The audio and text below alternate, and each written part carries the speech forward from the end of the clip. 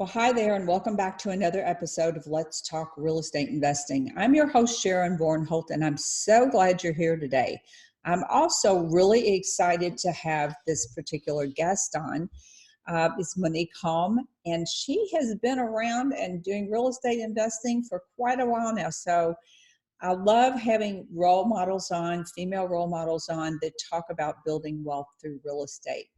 Monick is a recovered attorney and a real estate investor and a syndicator with over 14 years investing experience. She specializes in multifamily, mobile homes, RV parks, flipping, commercial, and ground up development. Boy, that is a mouthful. And Monick owns properties she owns over 1,300 rentals across 6 states. She's also an educator, a speaker, the host of the Real Estate Investor Goddess podcast, and the wife and the mother of 3. So I think it's safe to say she's pretty busy here. Her mission, and I love this, is to assist 1 million women to achieve financial freedom through real estate investing. So welcome, Monick. Thank you for having me, Sharon. So your story is so interesting. You have to tell me how you got started, but what made you trade in the field of law and all those years of education for real estate investing? Oh man, well, that answer is easy. The reason why is because I was miserable as a lawyer. So just to give you an idea, at one point I found myself in the ER, and when the doctor told me that my appendix had ruptured and I'd be in the hospital for several days, I ended up being in the hospital for 9 days, and then I'd have at least 30 days afterwards to recover. My first thought was, oh, thank God I don't have to go to work. I don't have to go to work. Then my next thought was, oh, that's bad, right? I didn't realize I knew I was unhappy. I didn't realize quite how unhappy I was until that moment when being in the hospital with the life-threatening, excruciating illness was better than being at work. So I knew I had to make a change, and they don't know what causes appendicitis, but I'm pretty sure it was stress from that job. So I was really miserable, and my work was literally killing me. So when you're that unhappy, it's actually not that big a deal to make a change. Yeah. Though I did change. I changed to different firms, and I changed to maybe another firm, and then maybe the big firms are bad, maybe a small firm.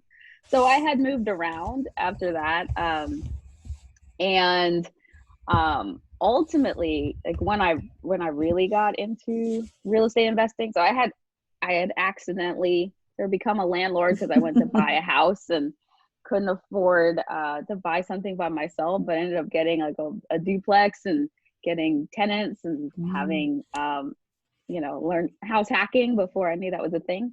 And so I had some real estate, and then when I married my husband, he had a duplex too. But what really got us into it was actually the last recession. And it was before the last recession, actually. I got married, and I was pregnant, and this was in mid 2008.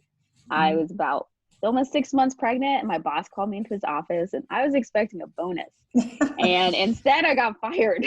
So, and that, which was not expected and horrible at the time, but a real gift in the end. So he let me go at this time when it was literally the week after my belly had popped out, and I was finally I stopped looking fat and I started to look pregnant. And I was really excited about that until I was started thinking about looking for a job, and I really looked pregnant. Yeah. I was like, I don't know if anyone's gonna hire me at this point, so I'll just wait until after I give birth and have a short maternity period, then I'll look for work. And I gave birth in late August of 2008.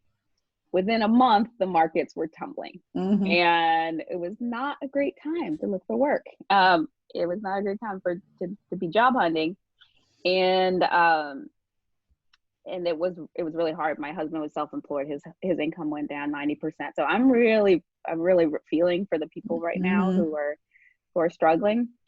But what saved us was having some real estate. And it wasn't enough to keep us independently, we weren't independently wealthy. We're we had our real estate in Los Angeles barely cash flowed, but it did keep a roof over our head. We were able to sell we did sell one of our properties, and we took that money and we started flipping when houses were on sale. And from there, we started flipping, then we learned about syndication. We got into syndication, started bringing groups of investors together, and that really catapulted us to a lot more doors. Like the first year we started to syndicate, 2016, we went from 2 doors to over 1,000. Oh, wow. So we really got to grow really fast through syndication. So that's how I went from being a lawyer to being a full-time real estate investor. Partly it was being kicked out of being forced out, but also, it was such a happy change because I never enjoyed being a lawyer, really. Some of us we like being in charge, and we like being, I won't say we're bad employees, but we're not happy being employees. We're happier creating our own path. As hard as it may be, it's not always easy being in this what's so-called nice, safe, secure job. So did you come from a family of entrepreneurs? Not at all. Yeah. Not at all. So actually, although funny, my grandmother had been an entrepreneur. My parents are from Haiti, and my grandmother owned a chain of department stores. Oh, wow. So she was the entrepreneur in the family. She was the entrepreneur, yeah. and her sister was actually a real estate developer, developed a lot of porta-plants in Haiti. But the kids all, are all W-2s. Like, the lesson I learned was you go to college, you go to graduate school, then you become a doctor, lawyer, professor, engineer. Like, exactly. Those are your options. And I wasn't as into the math and sciences, so I went to law school. So that's how you chose. That's how I became a lawyer, and it was not a great fit for me. I had done the path. I was Ivy League law school. I was in a big firm partnership track. I should have been, 6 figures. Should have been deliriously happy, but I was miserable. Well, that's a pretty common story. I've talked to several people that were attorneys. I've talked to many people that were in the financial world. So one particular person, his dream was to get a job on Wall Street, so he gets an MBA in finance. He was from Kansas. He gets to New York City, and he's there a week, and he says, okay, this is not for me. And I went, really? You lasted one whole week? I thought to me, it was just so funny, but he just went over and figured out, and then he figured out he was in Kansas, which is a non-disclosure state, so he couldn't buy a list for anything. The whole convoluted story was just so funny, and I'm thinking, my gosh, all that money, and you lasted a whole week. That was so funny to me. So I wish I'd gotten the message in a week. But with all of my twists and turns, it took me. Yeah. I was a lawyer for a decade, so. Well, it probably serves you well today being a landlord. It does. It's helpful. I mean, I work as a syndicator, right? I work with securities attorneys. I work with attorneys, just different types of attorneys throughout the business.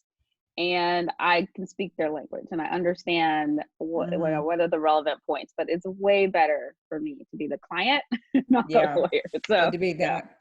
So other than your first duplex, you actually started with single family homes. That was what you first started with? Well, we had a couple duplexes, and then we got a single family, and then we started flipping single families. So, okay. Yeah, that's how we started. And it wasn't until 2016 that it was late 2015 that I even found out that it was possible. This whole new world was possible of doing bigger investments. At the time, I was introduced through a mutual friend to Robert Helms, who's the host of the Real Estate Guys radio podcast. And at the time, he had done hundreds of millions of dollars worth of real estate transactions. And I was feeling really frustrated because it was 2015. Houses were not so on sale, really competitive in LA. And I and I was like, this flipping is a good job. It's It's a not. hard job, and it's an Yeah, unpredictable, there's no passive yeah. income. It's just like you do it, you hopefully you make my luck on wood. We always made some money, but you make some Hmm. money and then you have to start all over.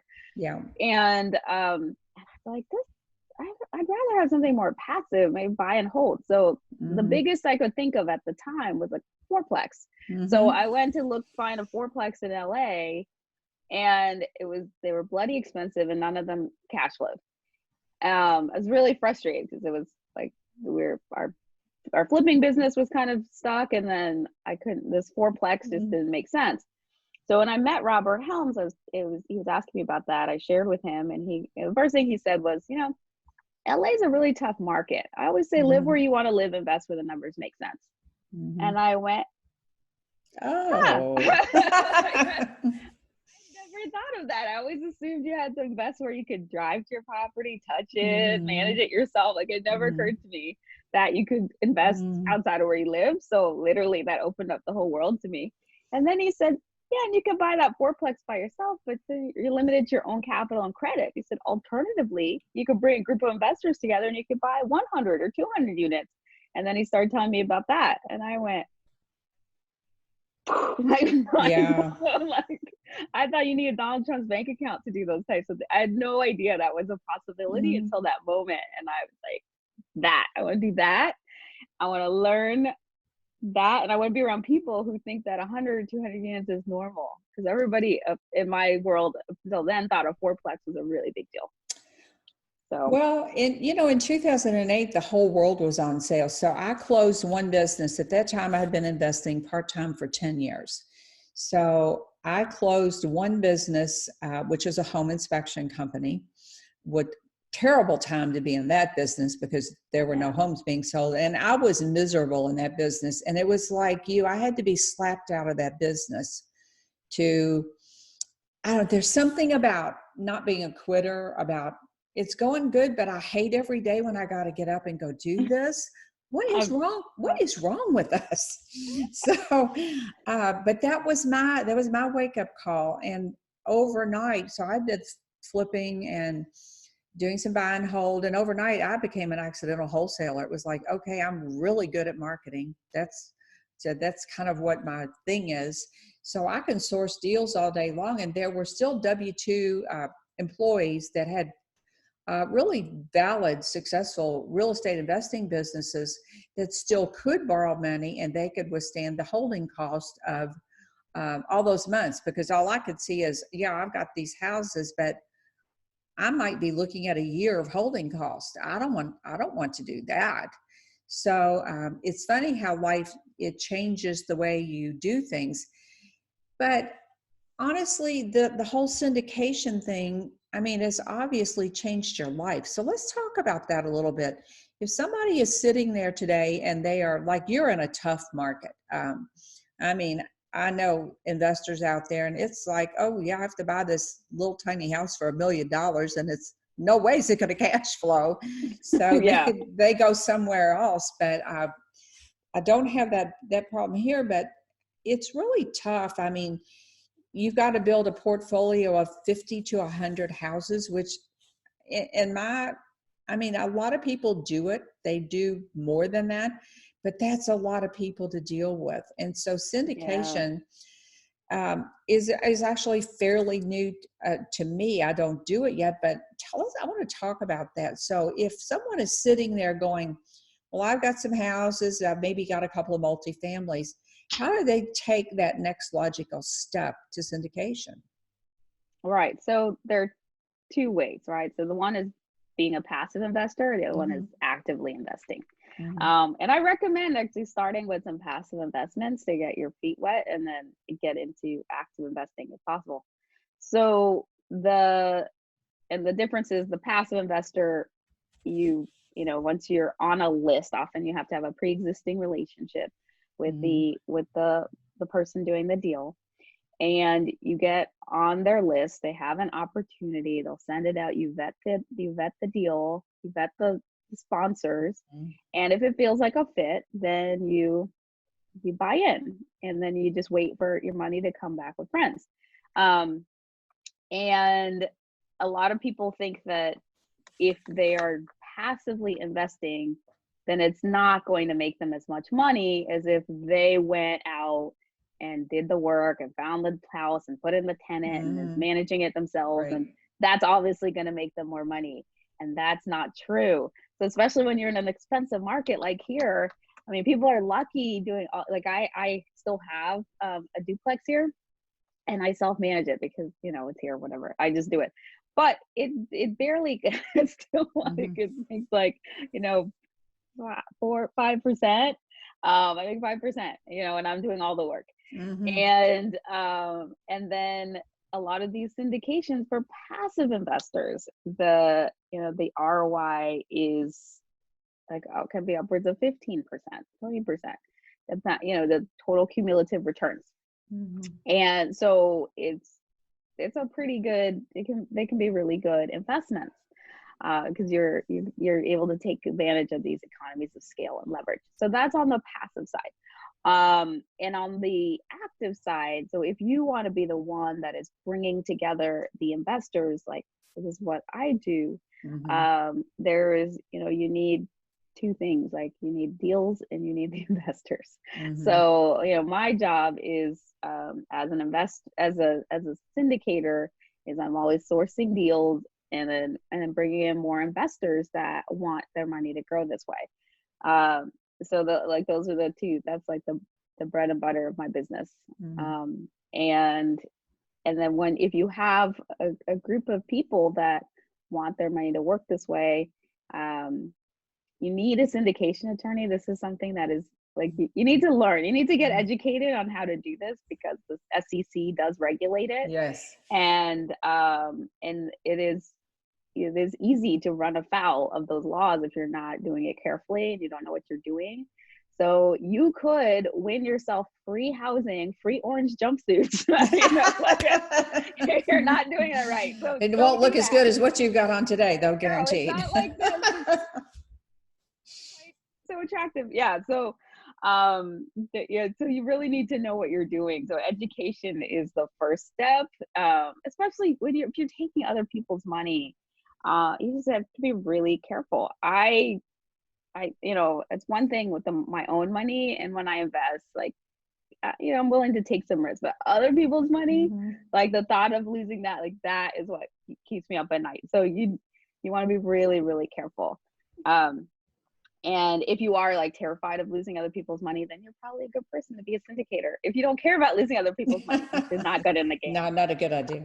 No, that's the wrong personality type for this.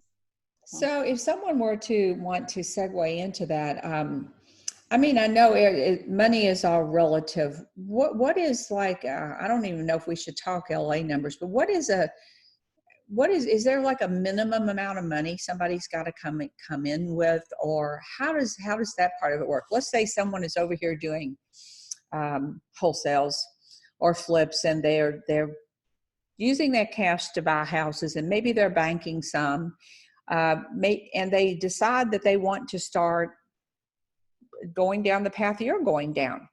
Yeah. How big is the pile of cash they need? So depending on the deal, I'll tell you a fairly typical minimum is 50,000. 50,000. Okay. Though occasionally there are $25,000 minimums. Sometimes it's $100,000 minimum. 50,000 tends to be the average with your typical syndication. Okay. There are some other platforms that have lower buy-in amounts. So, you know, we're part owners in this fund called the Versa Fund. It's online, and people can get in for as little as $500 okay. to $1,000, and then you can start having your money, you know, in a type of syndication. So it's a different. That one falls under a different SEC regulation. It's Reg A plus, so they can advertise to non-accredited investors. But your typical syndication will be 25 to 50 minimum. Okay. So that would be a doable thing for people that are actively doing real estate, whether it's flipping or just wholesaling, it's not $100,000. So there would be a starting point. That was the point I was getting at. What's the starting point for someone just getting started? Yeah. And the other thing that's really important to remember, and a lot of people who are wholesalers or flippers will want their money getting into syndications for this reason: the tax benefits. So when you're wholesaling or flipping, your real estate income is basically taxed as ordinary income. Right.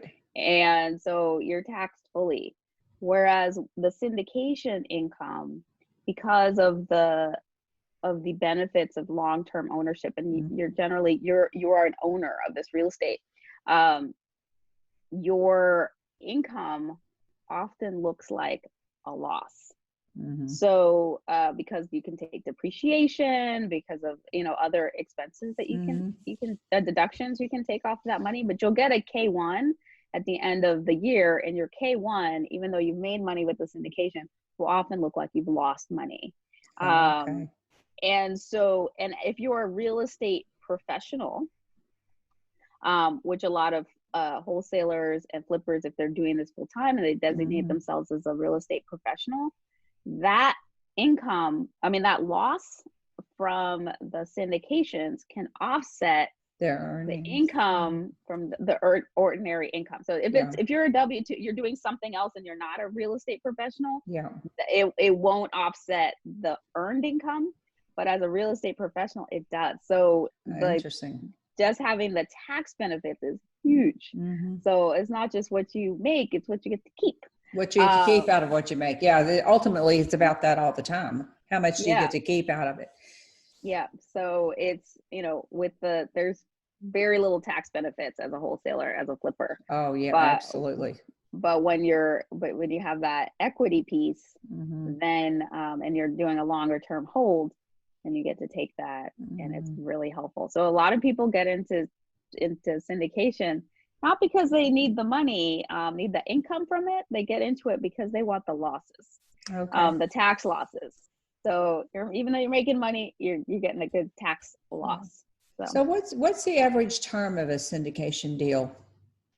It really depends. A typical hold is about 5 years. Okay, so it's rather short term. Yeah, so it's not. Some are longer. We have some deals that it's like a 20-year hold, but our aim is always to try to get investors back their original principal within about 5 years. Some are a little longer, some are a little shorter. Okay, so that if they stay 5 years, they get their principal. They'll get the principal back plus their tax benefits and all of the other things. Yeah, so usually how it'll work. So I'll just give a typical example. Say we all invest in a B-class multifamily. So, and so as we're doing repairs, we can, we're fixing it up, and plus there's your usual depreciation. We're taking depreciation off of these properties. So you're going to get a K1. You're going to get cash flow.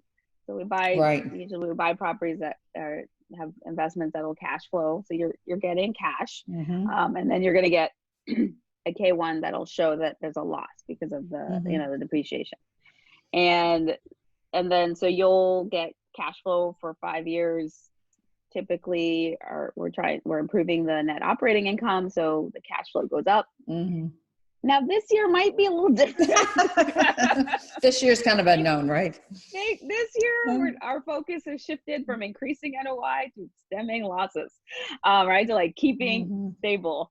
So we're doing like more now. The focus is more loss, mitigating any losses and keeping going. So like our steady cash flow. So we've stopped like trying to fix things up. We're just trying to like keep tenants in place. Right. Like stem the loss, for those types of investments. But typically over time, the income will go up. We increase the NOI and then we'll sell it. When we've increased the NOI, we've increased the value, so we can capture that. So then people, generally about 50% will come in as cash flow throughout the whole period, and another 50% comes in as when we sell at the end. And so that's how it works.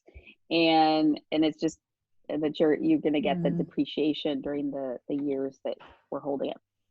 It's I think you probably people think you have to be a great big group to do syndication, and when in fact that's not the case. So I think there are going to be a lot of people that look at this and go, wait a minute, her light bulb went off in 2016, mine just went off today. So when we go back to before you got to this point, we often learn some powerful lessons on our first couple of deals. It's kind of like college or the school of hard knocks, however you want to look at it. Yeah. Did you have some of those lessons? And if you did, is there something that you wish you had known before you started out? Oh my gosh, so many lessons, so many lessons.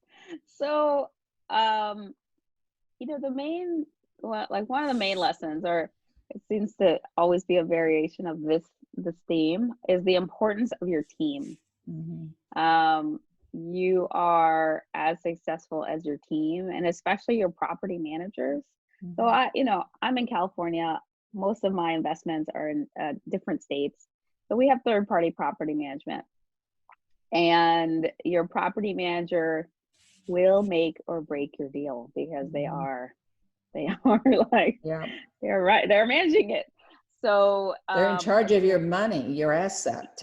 Yeah, they are managing that business. So a great property manager is worth their weight in gold, and a bad property manager can really quickly sink your ship. Mm-hmm. So, one of the lessons I've learned was the importance of getting the best property managers you can, and just really staying on top of that because, and being willing to make quick changes if you see that it's not working, because they can like snowball really quickly. So, the biggest issues we've had were when we had the wrong property management in place. Mm-hmm. So those have often been our biggest challenge. But you need the right contractors, and you need the right brokers who can find the right deals, and and lender, and like the whole team is really important. Mm-hmm. Real estate investing is a team sport. So most of my lessons have been about doing that, and I've learned that work with the best. They won't cost you money, they'll make you money. Mm-hmm. It's something a mentor taught me, and it's very true.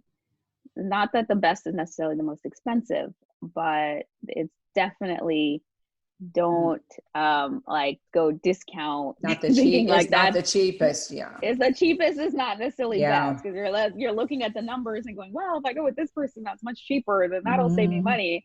Except of the mistakes that they might make, and and then the time lost. So that you learn the hard way to not cheap out. The other thing I've learned is with regards to have the best working for you. A lot of people want to DIY things, right? They want to do it themselves, thinking that is also going to save them money. But unless you're the best at that, it's probably not a good idea. No, it looks like DIY at the end of the day. When people don't want that. They're paying good money for their living accommodations, if that's a rental, whether it's a house or an apartment. They want to be proud of it. And I really believe that the quality of your rental determines the quality of your tenant. I think time and time again that's proven to be the case. And it's interesting to hear you say that about property managers, because I have two grown daughters, and they're each property managers. One manages large apartment communities, and the other one, she's been doing this forever. So she's really good at what she does. And the other one works for an investor that has a couple hundred houses, strip malls, commercial space. He's like the guy who he will die at the commissioner's sale. There's no doubt about it. He'll die buying a property, or because he said, like we always say, he's 83. He said, you're going to kill over at the sheriff's sale with $50,000 in your pocket. And he'll die happy. He will die happy. But one thing I know for sure is that they watch their owner's money better. They're both very good with money, but they watch it better than their own money. And my daughter who manages the multifamily, she'll say to him, look, we're just going to have to argue about this because it's not in your best interest to do this. You pay me to watch your investment, and I'm telling you, this is not in your best interest to do this. One of them was cable TV. She said, we've got a bunch of 20 and 30-year-olds in this upscale property. They don't even watch cable. They're on Netflix and streaming, and of course he's older, and he's going, no, you need cable, let's lock in this contract. She's going, nobody watches it. It's not a benefit because it's not what they want. But I hear these conversations, and I it's so funny to hear you say that, because it's not easy to find a good property manager. It's not. I'm like, are your daughters available? Well, properties I think I could use some help with. It's really funny because one of them that manages the multifamily, she is very much, and she'll tell you, I'm not an entrepreneur. That's my mother. If I need to know something, I ask my mother how to technology. But my other daughter worked with me in the home inspection company for 17 years. She came straight out of college and went in there with 2 degrees, which we go, why'd you do that? But she's an entrepreneur, and they both think very differently, but it's funny that they both ended up in real estate because it was just the way it happened. But yeah, finding a property manager is tough. And so, I mean, and good ones are worth their weight in gold. You're looking at them on paper, basically, or you go visit them and you might talk to a couple of people. But for me, and I know people do this, I'm lucky I don't have to go out of my area, because housing is still very affordable here. But for people that have to do that, that's scary town. You're 2,000 miles away from your property manager, and they're just calling up whoever to fix the sink and paying 3 times as much. I've watched my girls negotiate on behalf of their owners for, no, we're not paying that much, it's going to be this or whatever. They do manage to get quality work, and they do truly treat that person's assets like their own. But I know that's not the case all the time. No, it is not, unfortunately. But yeah, and it's not an easy job. Property management requires a lot of juggling, a lot of good people skills, a lot of good organizational skills, and budgeting and accounting, and there's a lot that's built into being a good property manager.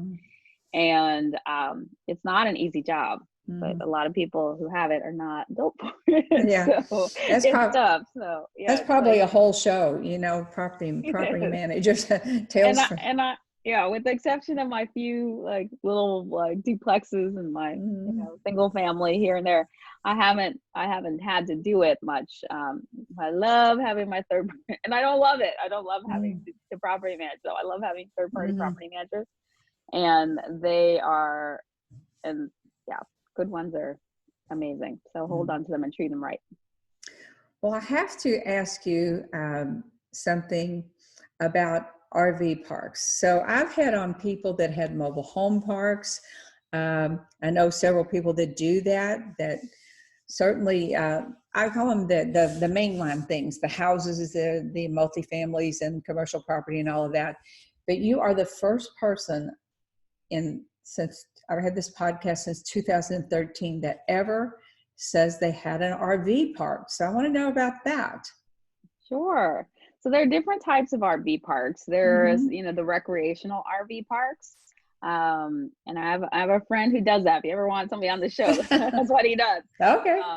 But there are other types. So the type of RV park that we have is actually a type of a workforce housing. So it's in Lake Charles, Louisiana, and Lake Charles is going through a huge boom. There are a lot of these mega plants that are being constructed, and they're bringing in thousands of highly paid construction workers, so welders and engineers, like a minimum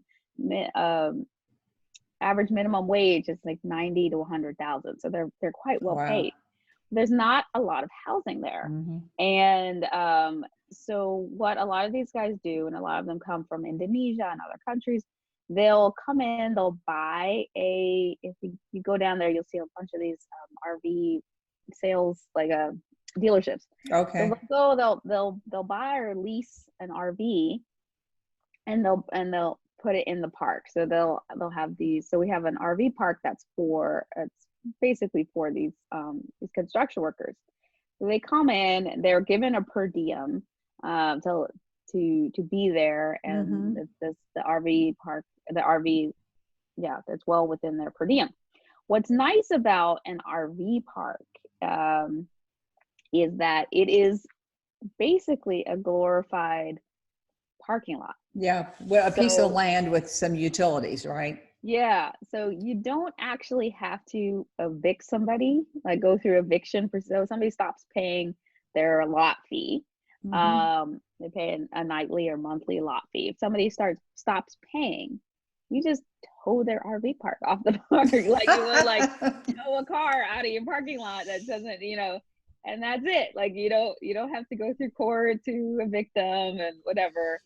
You're not really dealing with their toilets or anything like that. So we have a laundry room there, an office, a little general store, a tool shed, and that's it. That's us. And then otherwise it's just land with utilities. So it's really nice, and it's fairly low maintenance. But it's in a place where there's a lot of demand for that. So that's the RV park. That's interesting though, that there's someone, I don't know, did you buy that from someone else, or what, did you put that in place? So we developed it. You developed it. Okay. Yeah. So, and we got this piece of land. We're actually leasing the land. We have a 20-year lease, a 15-year lease with, we can do a 5-year extension. So we have a lease on the land, and it was just plain land. So we put in the utilities, got it set up, put in the communal buildings, the office, the little general store, and the laundry, and that was that. Well, and then, That's so interesting though, that you found another way to make money really without a lot of hassle from tenants. Yeah. Yeah. It was fairly easy. So, they just come in, they drive in, they hook up, and there you go, and they're ready to go. Interesting. We provide them Wi-Fi, and, they have water and electric, and that's it. Nice. Okay. There you go, folks. You've got another new niche now you can invest in, especially if you're in Louisiana or some other similar area. Yeah. Let me ask you this question.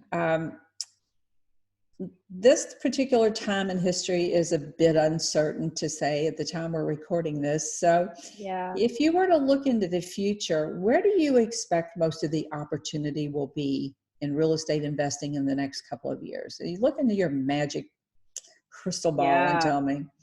It's good that you're asking me that. I was asking that myself, and I created a summit, basically like how to survive and thrive through real estate. So like bringing in people from different asset classes that we believe are poised to do really well. So I'll tell you the asset classes that we have being represented. One is self-storage. So as people downsize, self-storage tends to be recession resistant. They want their stuff. People will keep their stuff, but they're going to downsize. Actually, they've already started to see an uptick just from the students. So a lot, they often have a summer season. So if you're near a university, the students will put their stuff into storage until the next year. Right. But because they left so much earlier this year, they basically from March, the school's over, they put their stuff into storage early. So they've already gotten a couple extra months of rental this year. But that's one that's poised to do really well. I think mobile homes are poised because as very low income housing. I think any type of workforce housing will probably do well. So especially B class multifamily. C class might be a little more battered, I think, at this point, because I think you have more of your C class. They're more paycheck to paycheck, and they might have jobs that are more unstable. Yeah. B class, you might be more likely to have people who can work from home and other things like that. So I think B class is a little better poised to withstand this particular storm. What else? Assisted living facilities, not just because of the demographics of what's going on. You know, you still have 10,000 people a day turning 85, and so that's that 10,000? demographic trend. 10,000. Oh my gosh, 10,000. Okay. 10,000 a day, and so that demographic trend is, we're kind of at the beginning of that right now. So it's going to be a while where we're going to have a lot of people in, you know, the boomers are starting to get older. So that is, right now it's more the boomer parents, and then that trend's coming. So the silver tsunami. So that's happening. The silver tsunami. I love that. The silver tsunami. So that's a trend you can definitely bank on, I think. So any type of senior housing will do well. Let's see what else. I think Section 8 housing is poised to do really well, because, you know, this government housing, there's going to be more of that. Obviously, the government has not closed the coffers, they've been opening it wide, so that Section 8 is going to do well. I don't have this on my I don't have somebody representing this in the summit, but I think that medical office building, medical, you know, like that type of medical, will do really well. So those are the ones that I'm really looking at. We just did a deal that's a cold storage, like food manufacturer. So, and they make frozen pies, most of it like low income, like Costco and Walmart. Okay. And so there's like a frozen food storage facility that we invested in. So things like that are like essential, like you know, kind of recession proof too. Our risk, I don't know if anything's recession proof, but they're recession resistant. Yeah, that's probably a better word. Yeah. So I mean, I don't know what's gonna be able to survive a full stop of the economy. You know, like things are just like coming to a grinding halt. But people will need housing. All right, like not everyone's gonna go homeless, and then the essential, like, people will still need like food, and people still will need medical care, and so those are things that will, you know, there will always be need for. Well, and in my areas, like a lot of areas where there's a lot of legislation sitting there ready to be passed about choosing your tenants, and you can't, the government's really jumping into landlords' businesses where, nope, it doesn't matter. You can't hold their criminal record against them. And we're all going, what? And you can't hold government assistance. Any criminal record against I need to send that to you. We're looking at this legislation, and it says basically you have to take the first tenant that comes your way that has the money. You can't hold their credit score against them. And our attorneys here, crazy town, I told you. So, and it's not only us, it's a lot of other states that have already, in fact, passed this legislation. So it makes it very unattractive to be a landlord of certain types of housing.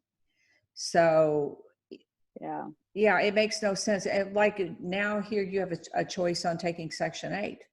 That will be removed. If the tenant comes through your door and they can pay you in some way the total amount of the rent, that might be mostly subsidized and some on their part, which they rarely pay, then you are compelled to take that tenant. Yeah. That is tough. I mean, I know, I was just looking this morning at that's, you know, what they've passed in Los Angeles ordinances in terms of, you know, like you can't evict people right now. You can't raise rents on any rent control. You can't you know, if somebody can't pay, like you can't charge late fees. You know, so they've restricted a lot of the tools we have. Although they did make a point, like, to tell me, like hopefully there people are letting tenants know, it's like, you still need to pay rent. You can't be evicted Yeah. this month or next Yeah. month, but you But can be evicted starting in June. Yes. So Yes. don't, like, you know, so if you're not paying April, May, April and May rent, then you can still be evicted. So yeah, like yesterday, we're fingers crossed, it was April 1st when we were recording this. Like, okay, checks have come in, and so. Yeah, I think my girls are seeing that the rent payments are coming in. Mostly, some people are calling and saying, I'm going to be late, and they haven't instituted the no late fee here, but most landlords are going, okay, they're having that conversation you just said, you know, the rent will be due when, you know, it's not that you're not expected to pay rent. We're willing to work with you. We are waiving all late fees, but they have a way of saying it. This is not a free ride, and then you just get to say, okay, we'll start over in June. So I know it's scary for landlords, especially small people that have a few properties and they don't have giant cash flow, and they're sitting there going, how am I going to make 5 extra mortgage payments this month? But the CARES Act does have some things to help help landlords, and it has things to help tenants. So one of the things that we're doing is putting all the things that our tenants can apply for together, and just letting know you will be getting the stimulus check that's coming in. If your income's below this, you're going to, you know, if you've lost your job, here's the link to apply for unemployment insurance. Here's, if you're a you know, if you're a solo practitioner, you're self-employed, here's, here are things that you can apply for. You know, there's the EIDL, there's the payment protection one. There's a bunch of different things that they can apply for. You know, we're also looking, like, who are the employers in the area that actually might be hiring right now, because some people are. So, and if you've lost your job, then you might go to this food distribution plant or that place. They're actually hiring. So we're just trying to assist our tenants to be able to pay the rent. And then for landlords that are feeling stuck, there's a lot of money there to help. So hopefully you can tap into it, because I know they only have enough money to help like 1 million businesses, and 100,000 businesses, but there are 400,000 that they could that are eligible. Well, that's just that's great information. I know that with most landlords here are doing that. They're sending out resources. Here's where you can get temporary help, you know, with your rent. You know, all the same things you just mentioned. So I think, you know, we will survive this. This too will pass. It's just a question of just how painful it's going to be.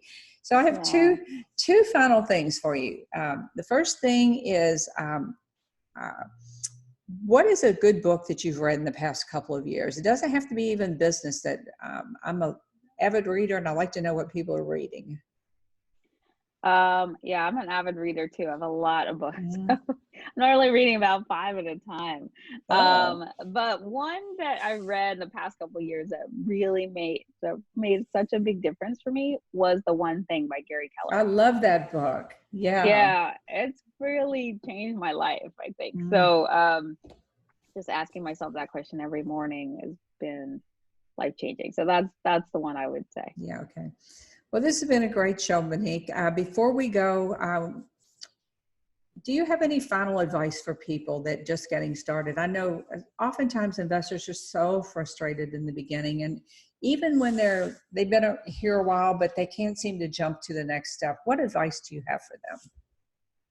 Yeah, so if you're getting started, I think what's really important is to figure out where you want to end up. What's your goal? What's your financial goal? What do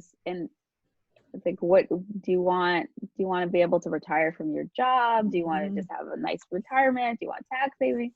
Do you want to leave a legacy for your family and for your community? What's your end goal? And especially if you have a number end goal, well, you want to attach a number end goal to that too. Even like, well, my goal is to retire from my job. Well, how much would that cost per month? For like, how much passive income do you need per month to be able to do that?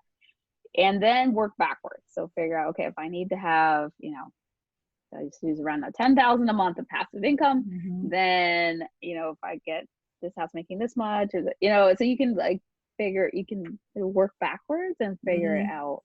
But I think start from with the end in mind, and then take the steps. And also think about really how you want to play in this game, because there are a lot of different ways to do real estate. And so think about, okay, this is where I want to go, but how do I want to get there? Like, what would be fun? What would be the the easiest way? Maybe you don't want to deal with toilets, tenants, termites, like that kind of, and there are a lot of ways where you can invest. You don't have to do that. So how do you play in this game in the way that fits you? Excellent advice. So what's the best way for folks to reach out to you, Monick? Sure. Probably best is to come to my website, reigoddesses.com. And for those of you who are interested in finding out more about passive investing opportunities, then click on Investor Club so you can learn, so you can get into a conversation and you can get on the list. Excellent. So thanks again to you, Monick. It's been a pleasure. And for all the listeners, if you love this show, please share it and leave us a rating and a review over on iTunes. We would greatly appreciate it. Stay safe, have a great week, and I'll see you next time. Bye for now. Thanks, Monick. Thank you.